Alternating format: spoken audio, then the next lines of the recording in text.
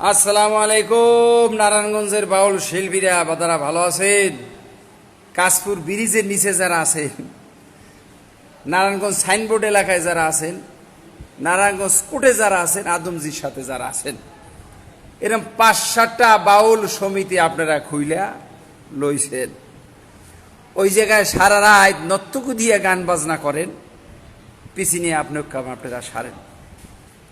অগণিত প্রমাণ আমার কাছে আছে, নামগুলো আমি বললাম না। এগুলো কইরেন না ভাই, বাউল গানের ক্ষতি করেন না। সুফিবাদের ক্ষতি করার ক্ষমতা আপনাকে আল্লাহ দেয় নাই। বাউল গানের ক্ষতি করেন কেন? খানকিরা পতিতে যদি পতিতে ব্যবসা করে, তারা বিভিন্ন হোটেলে যাবে, আবাসিক এলাকায় যাবে। সেটা তো বাউল গানের ভিতরে থেকে পতিতে ব্যবসা করতে পারবে না। সেটা তো বাউল গানের বদনাম। নারায়ণগঞ্জের ভিতরে যে কয়টা ক্লাব আছেন, বাউল সমিতির নাম বিক্রি করে যারা খান, একটু সতর্ক হয়ে যান। সম্পূর্ণ দোষ কিন্তু বাংলাদেশ বাউল সমিতির কিন্তু পরে। বাংলাদেশ বাউল সমিতি মিরপুর ১ নম্বর যারা সাধুগুরু বৈষ্ণব আছেন, ওখানে জ্ঞানীগুণী যারা আছেন, তাদের বদনাম কিন্তু আপনাদের কারণে হয়। দোষ কিন্তু আপনাদের হয় না, দোষ কিন্তু সব বড় বড় শিল্পী বাংলাদেশ এখনো যারা আছে তাদের দোষ পড়ে। কিন্তু এই বন্ডামি বন্ধ করেন, এই নর্তকীগিরি বন্ধ করেন। বাউল গান করলে সুন্দর মতন করেন।